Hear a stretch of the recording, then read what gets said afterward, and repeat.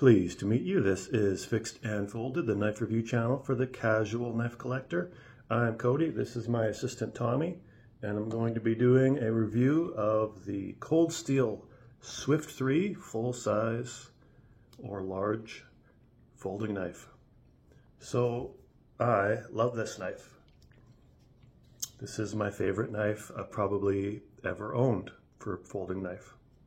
Just really resonates with me. And I'll go over all the features and I'll tell you why. So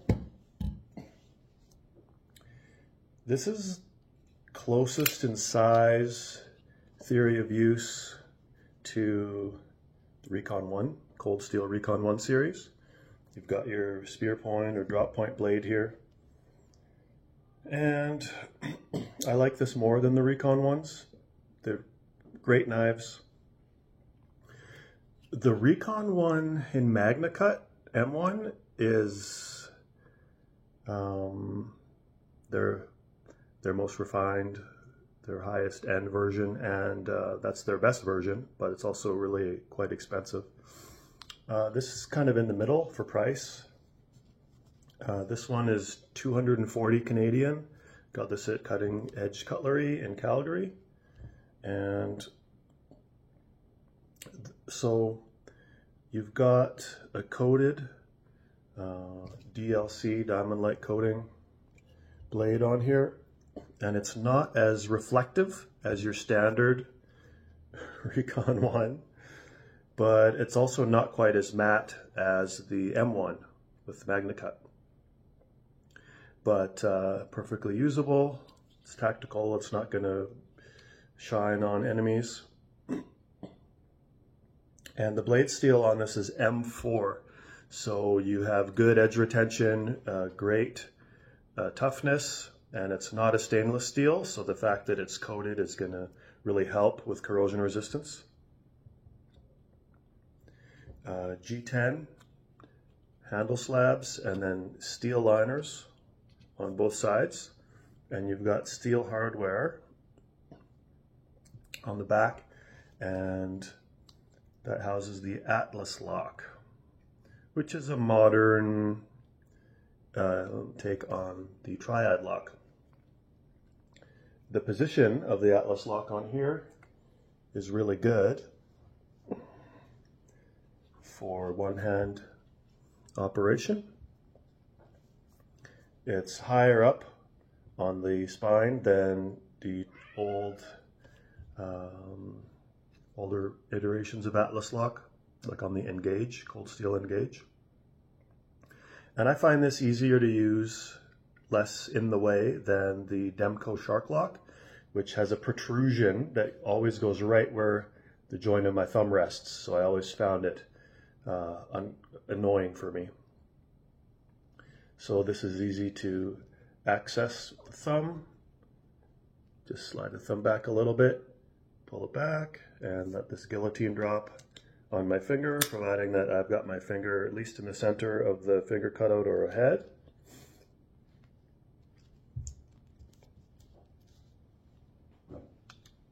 And then you overcome the tension of the spring, because this is an assisted open knife.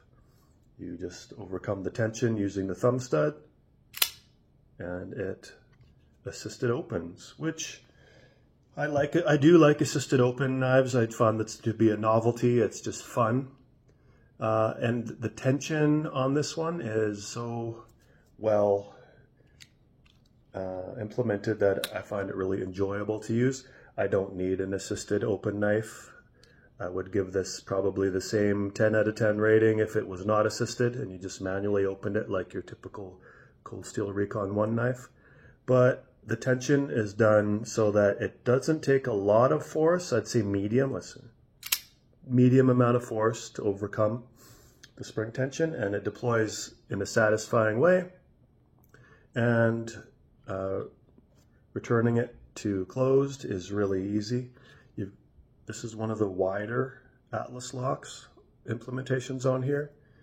Nice space to get your finger or your thumb in there, and the jimping is mild. The jimping on the Atlas lock, not that effective. but there's been some really sharp jimping that I didn't like on other versions of Atlas locks. And this is it's really comfortable and also really easy to use. Instead of guillotine dropping it on the finger, the way you're supposed to do it is you use your index finger, let it safe drop. Oh, actually, you know what? It's kind of hard to do. Yeah, that's hard to do with index finger. I think you're supposed to do it with thumb and two hand. So you let the Atlas lock slide down, and then you two hand it and overcome the spring tension that way. I think this is probably the recommended safe way to do it. Just do it quickly here, and then close it. So that's the safe way to do it. The way I do it, I let it guillotine drop. So the reason why I'm letting it drop on my finger, because the travel point goes down here before the spring tension kicks in, which is dangerous, like all Recon ones, if you let it guillotine drop on you. If you have your finger a bit below the middle of the finger cutout, then the blade will cut your finger, which is bad. So the safe way to do it is to use two hands, have nothing in the cutting path here, and then close it this way. So those are your closure options. The tension while releasing it with your thumb on the Atlas lock is really good. It's between medium and firm. It feels really safe, smooth, and yeah, easy to access, but also out of the way, because while I'm using the knife, my default position is saber grip, and my thumb just rests on the handle. It doesn't touch the Atlas lock at all, so I have to actually bring my thumb back a little bit to get to the Axis lock. So that's a great utility here, ergonomics. You have a safety, which is nicely engineered, that you can deploy the safety to lock it in the open position. Now the Atlas lock will not move.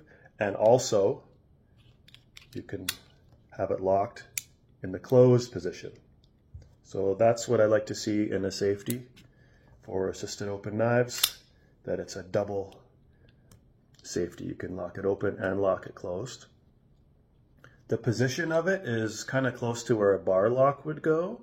And so when I first got this, my instinct was to pull back down like this, like a bar lock, and open and close it that way. But it's the safety switch. It's not the bar lock. That won't do anything. But it's not very protruding from the handle, and it's got a nice secure open and close detent. So this doesn't bother me at all. I plan to probably never use the safety, but it doesn't bother me. And if you're gonna have a safety, this is the kind that I like. Lock it open, lock it closed. The weight of the knife, I don't know how much it weighs. It doesn't feel light for a knife this size. It kind of feels on the heavy side, and a lot of that is due to the furniture of the Atlas lock being pretty heavy-duty steel. And the blade itself is large. Blade thickness is between, I'd say pretty thick. Even for a large pocket knife, this is going to be pretty sturdy and thick. All right, let's go to the weight. Okay, lighter than I thought, 6.2 ounces. So that is in the heavy category of my subjective weight. Weight rules: if it's under 4 ounces, it's light. If it's between 4 and 5 ounces, it's medium. And if it's over 5 ounces, it's heavy. So 6.2 ounces is heavy, but the knife is quite large, and it's meant to be a heavy duty, up to doing hard tasks, reliable tool, and I don't mind the weight at all in pocket. For reference, I believe the SOG CLXR is something like 7.8 or 8.2 ounces. And I love that knife. It's a big, chunky knife, and that suits that that suits that use of the knife too. And 6.2 ounces, perfectly good weight for this. Of course, you're going to feel the weight in your pocket, but it doesn't feel. Yeah, I mean, if you're in a bug out bag and you're going to be hiking 30 miles a day and every ounce matters, then maybe don't bring this. But in any other situation, do bring this, providing you live in an area that allows blades that are longer than 3 inches. This blade is cutting edge of 3.75 inches. Total blade length up to the handle is 4 inches. You have a grippy handle length of 4 1/4 inches and an overall handle length of 5 1/4 inches. So what is this going to be, 9 1/4 inches overall? Yep, 9 1/4 inches overall length. So that's your large size category. Fit and finish is really good. There's a tiny bit of rattle from the locking posts. Everything else, when I pinch down on that, nothing. The implementation of the Atlas lock, there's no rattle. It's really smooth. Tolerances are very tight. Blade came perfectly centered out of the box. And with Atlas locks, there is not a lot of side-to-side play when it's closed. That's a difference from Triad locks. Oftentimes there's quite a bit of side-to-side play while closed, and then once you open it, Triad lock kicks in and it's really sturdy with no side-to-side play. With this, no side-to-side play, closed, and very sturdy when it's in the open position. No side-to-side, no front to back. It is locked in there. I would say this is about as secure as a Triad lock, cold steel Triad lock, in that it's very secure for a folding knife design. You have this much travel before the metal disengages. So you have this much metal on metal locking in like that or whatever like that to provide security, robustness while you're using this. I feel completely safe to use this. If I had to survive with this and baton with this, I would be able to do that actually, and feel secure, especially with the safety. This is about almost approaching the sturdiness of a fixed blade knife. So what is this knife to be used for? This isn't a large all-around use knife. You can use this for food prep. The finger cutout extends a little bit past the bottom of the blade, so it's not going to be ideal for food prep. You want this to be kind of gone. If you think about a kitchen knife, you're cutting on a flat surface. You're not going to be able to use this part of the blade because it's going to impede there. But you do get from about here on to use on a flat surface. So this is usable. You have a good 2.5 inches cutting length for cutting sausage and stuff like that. And of course, if you tilt down, then you've got more, and then draw back. You can use more of the blade for food prep. So you can use this for food prep. A large EDC knife you can use this for. That stands for everyday carry, if you're new to knives and you don't know what any of the abbreviations mean. You can definitely use this as a working knife, up to heavy duty for sure. It's a thick blade. M4 steel is really tough. It's coated, so it's corrosion resistant because of the coating. And the shape of the blade being a high flat grind, you've got just about 1/5 of the blade here is flat, and then the cutting edge starts from here to there, and then you get your secondary bevel, which is even on both sides, and it's really well done from the factory. I haven't bothered to touch this up with a strop. Cuts receipt paper, no problem, all the way along. Nice and sharp. Cold steel is pretty good for making sharp blades from the box. Is the cutting bevel even? No, the cutting bevel at the tip is a little bit uneven, like this, which would have bothered my ADD-ness in the past. But in use, my favorite fixed blade knife is the Cold Steel Leatherneck, and the first one I bought also had an uneven secondary bevel at the tip, and the performance was amazing. That thing pierced and sliced like a dream. And in my little testing on this, again, pierces and slices like a dream. So not a problem. You can see the actual edge on it is even on both sides. So I guess just in terms of fit and finish, you know, it's not perfect because the tip is not perfectly symmetrical. It's a bit off. In use, it's not a problem. You have a really nice, comfortable pocket clip. In use, it's actually pretty hard to get this space where the clip touches the handle. It's actually pretty hard to get fabric underneath that. Provides a lot of resistance. Once you do get it over, it's really secure. It's a nice, visually appealing pocket clip. Super comfortable in the hand. Can't even feel it. Really comfortable design, but yeah, it provides quite a bit of resistance, initial resistance to getting under fabric, which is less for everyday carry and more for heavy duty work application. Nice matte finish on there. The texture on the handles is medium and comfortable in the hand. You've got some spaced out jimping from the back of the blade going into start of the handle. And yes, I can feel it. I'm going to call it mild, medium, and coarse.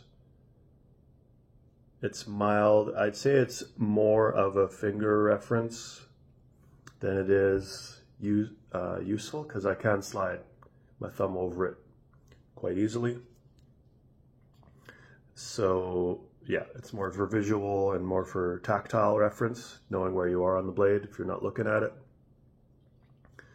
But overall, the jimping's really comfortable. And because of the finger cutouts, the thickness of the handle, medium texture on the G10, I don't feel like the jimping needs to be coarse. It could be, they could have done it a little more aggressive and still be a good blend of comfort and utility. Maybe they went a bit too soft on the jimping. You got some, the bottom of the handle here. Does it feel the same? It's a little bit more of a medium texture in the bottom, which I kind of wish they carried forward to the front. Yeah, this is shallower and this is deeper. And if you're going to put jimping on it, make it useful, make it provide extra traction, or just don't put jimping. So I do like the jimping here a little more than on here. While this is really comfortable, it's also slidey. But the overall package, visually, to me, is really appealing. I love the lines of it. Feel in hand is really, feels secure, feels solid, feels really nice. And implementation of the Atlas lock with the spring assist is excellent. You've got your integral lanyard hole built into the frame. And this is a reversible pocket clip.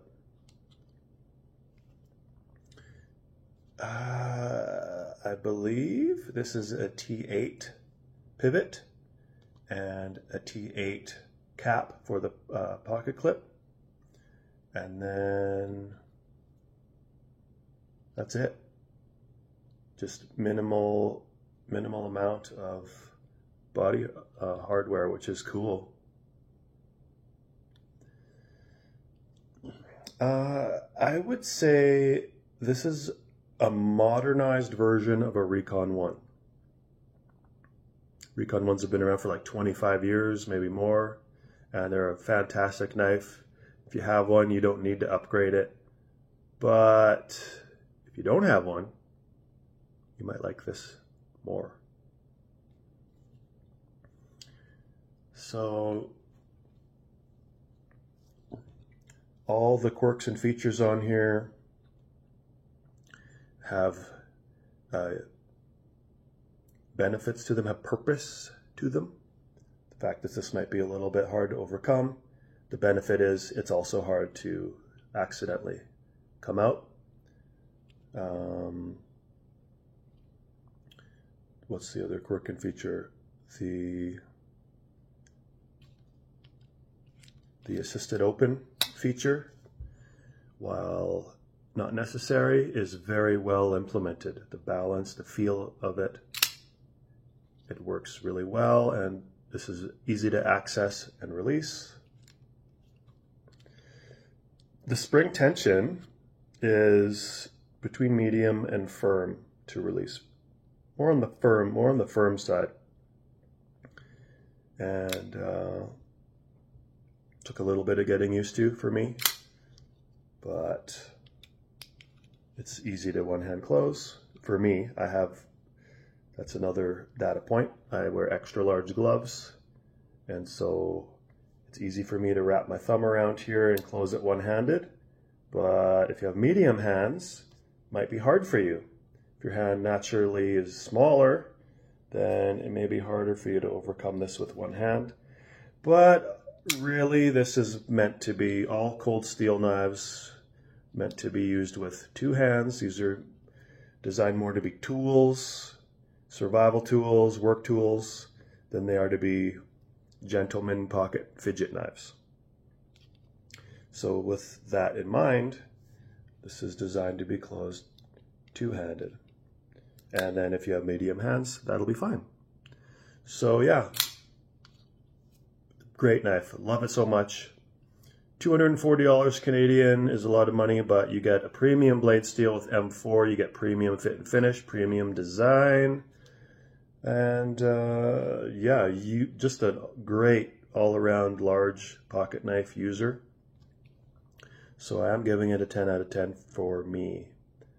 This will also be a 10 out of 10 for some of you, and certainly no knife is perfect for everybody. So some people might not like that it's assisted. They just have a assist phobia, or they just don't like assisted knives. Some people might find that this kind of feels like a bar lock to them because of the position, so they kind of want to fidget with it and they can't. It'll annoy them. But for me, this is a 10 out of 10 knife. Love it, love it, love it. That concludes my review of the Cold Steel Swift 3. Have a great day, and if I get a knife in the future, I will have another video. Take care.